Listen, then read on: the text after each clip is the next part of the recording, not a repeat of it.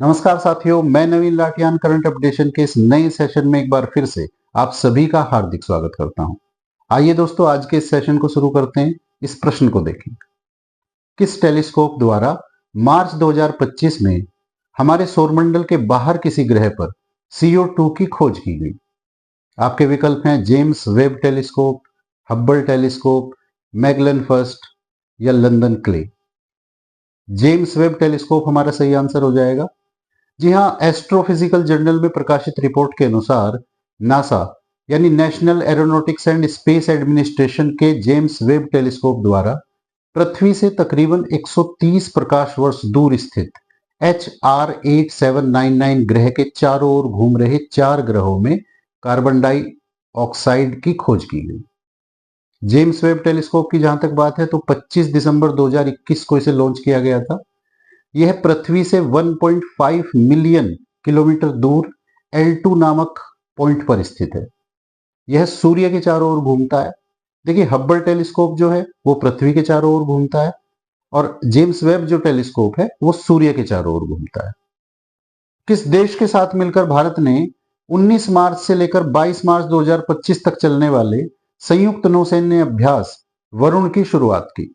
आपके विकल्प हैं फ्रांस, इटली, इंग्लैंड या फिर श्रीलंका। फ्रांस इसका सही आंसर है। जी हां, फ्रांस और भारत के बीच में वरुण नौसैन्य अभ्यास वर्ष 2001 से ही जारी है। ये इस अभ्यास सत्र का 23वां संस्करण है और ये अभ्यास सत्र कहीं ना कहीं दोनों देशों के स्थायी और गहरे समुद्री रिश्तों को भी दर्शाता है। अंतर्राष्ट्रीय परमाणु ऊर्जा एजेंसी यानी international atomic energy agency IAEA के महानिदेशक ने दिल्ली स्थित वैश्विक परमाणु ऊर्जा भागीदारी केंद्र में 18 मार्च 2025 को SN बोस यानी सत्येंद्र नाथ बोस, जो भारत के पूर्व वैज्ञानिक थे, उनके नाम पर एक भवन का उद्घाटन किया। IAEA के वर्तमान महानिदेशक कौन है? आपके विकल्प हैं Rafael Mariano Grossi, Victor Almond, Richard Paul या S Woolmer. Rafael Mariano Grossi हमारा सही आंसर होगा। राफेल मारियानो ग्रासी जो हैं वो अर्जेंटीना के रहने वाले हैं। वर्ष 2019 से वो IAEA के महानिदेशक पद पर नियुक्त हैं। वर्ष 2023 में इनके कार्यकाल को 4 और वर्षों के लिए बढ़ा दिया गया है। जहां तक अंतर्राष्ट्रीय परमाणु ऊर्जा एजेंसी की बात है तो इसका गठन 29 जुलाई 1957 को किया गया था, 57 को। इसका जो काम है वो परमाणु ऊर्जा के प्रसार पर रोक लगाते हुए परमाणु ऊर्जा के शांतिपूर्ण उपयोग को बढ़ावा देना है। किस देश के रक्षा मंत्री रूबेन बर्केलमेंस के द्वारा 18 मार्च 2025 को भारत की यात्रा की गई? आपके विकल्प हैं डेनमार्क, नॉर्वे, स्वीडन या फिर नीदरलैंड्स। नीदरलैंड्स इसका सही आंसर होगा। नीदरलैंड्स के नवनियुक्त रक्षा मंत्री रूबेन बर्केलमेंस के द्वारा भारत की यात्रा की गई और यहां अपने समकक्ष श्री राजनाथ सिंह जी से मुलाकात की गई, जो भारत के रक्षा मंत्री हैं। दोनों नेताओं ने रक्षा क्षेत्र में सहयोग बढ़ाने के लिए व्यापक चर्चा की। गूगल द्वारा कॉरपोरेट जगत के सबसे बड़े सौदों में से एक के तहत किस कंपनी का अधिग्रहण मार्च 2025 में किया गया? आपके विकल्प हैं विज, स्पार्कल, अल्फाबेट या फिर एक्स। विज इसका सही आंसर है। गूगल की मूल कंपनी अल्फाबेट ने क्लाउड सुरक्षा स्टार्टअप विज को खरीद लिया है। इस तेजी से उभरते स्टार्टअप के लिए गूगल ने $32 अरब यानी तकरीबन 2.77 लाख करोड़ रुपीस पे किए हैं। ये क्लाउड कंप्यूटिंग के क्षेत्र में गूगल द्वारा सबसे बड़ा निवेश बताया जा रहा है। क्लाउड कंप्यूटिंग के विषय में आप जानते ही होंगे। देखिए, क्लाउड कंप्यूटिंग एक ऐसी तकनीक होती है जिसमें आप डेटा को, सॉफ्टवेयर को बिना किसी डिवाइस के इंटरनेट के माध्यम से ऑनलाइन ही स्टोर कर लेते हैं। जैसे गूगल ड्राइव इसका एग्जाम्पल है। रायसीना डायलॉग का आयोजन 17 से 19 मार्च 2025 को नई दिल्ली में किया गया। निम्नलिखित में से यह क्या है? आपके विकल्प हैं भारत USA संयुक्त वार्ता मंच, भारत ब्रिक्स वार्ता मंच, भू राजनीतिक एवं भू आर्थिक सम्मेलन या कार्यकारी लेखा जोखा सम्मेलन। सी इसका सही आंसर है। देखिए, भू राजनीतिक एवं भू अर्थशास्त्र या भू आर्थिक मुद्दों पर चर्चा करने के लिए इस डायलॉग के दौरान देश का प्रबुद्ध वर्ग एक जगह इकट्ठा होता है। विभिन्न राज्यों के राज्य प्रमुख, कैबिनेट मिनिस्टर्स शिक्षाविद, निजी क्षेत्र, मीडिया क्षेत्र के लोग, तो ये सारे लोग मिलकर देश की राजनीतिक और आर्थिक स्थिति पर चर्चा करते हैं और उसी मंच से वैश्विक समुदाय को भी संबोधित करते हैं। जहां तक इस डायलॉग की बात है तो इसे वर्ष 2016 में पहली बार आयोजित किया गया था, रायसीना डायलॉग को, और इसका जो विकास है वो सिंगापुर के संग्रीला डायलॉग की तर्ज पर किया गया है।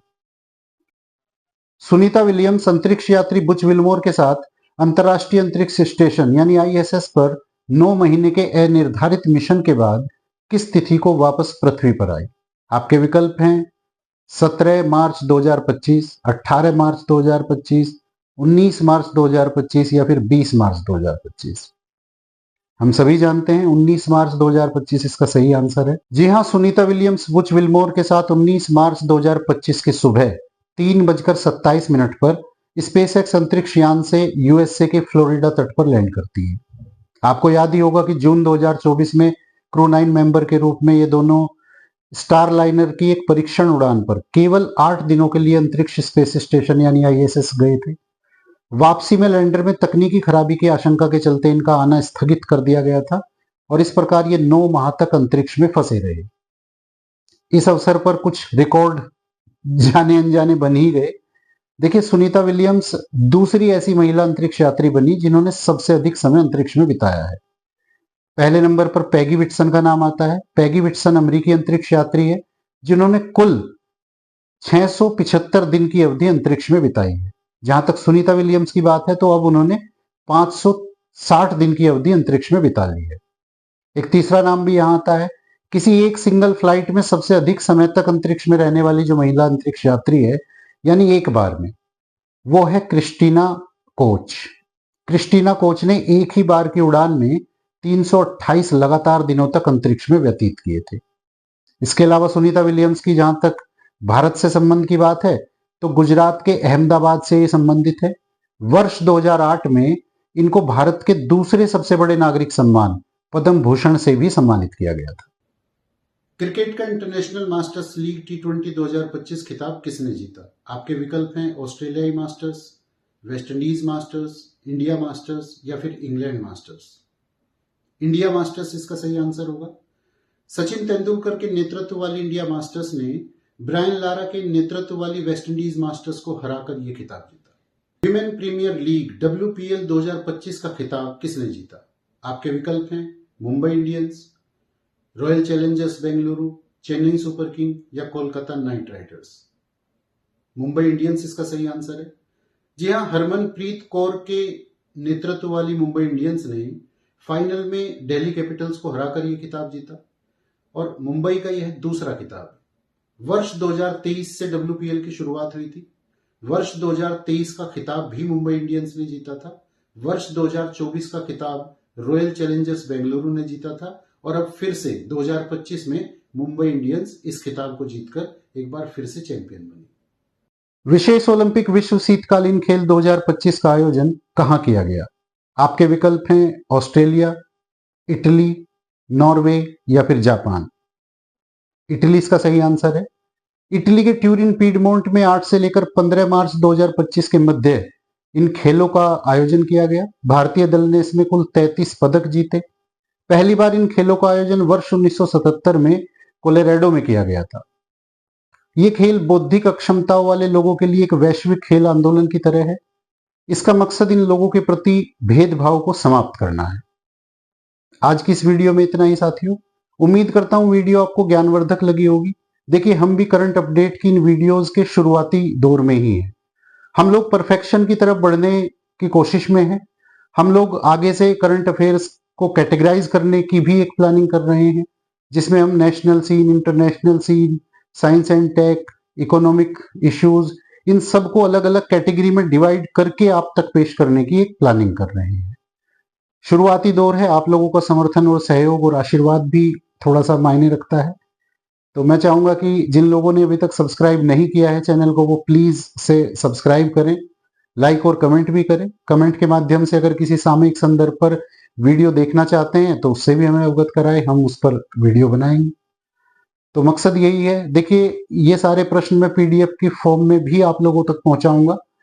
मेरे ख्याल से कल या परसों तक हम लोग एक मैकेनिज्म तैयार कर लेंगे ताकि ये सारे प्रश्नों की पीडीएफ आसानी से आप किसी प्लेटफॉर्म से डाउनलोड भी कर सकें। वैसे तो डिस्क्रिप्शन में भी डाल सकते हैं, लेकिन मैं सोच रहा हूँ कि टेलीग्राम चैनल के माध्यम से आप तक पहुंचाऊं ये सब चीजें।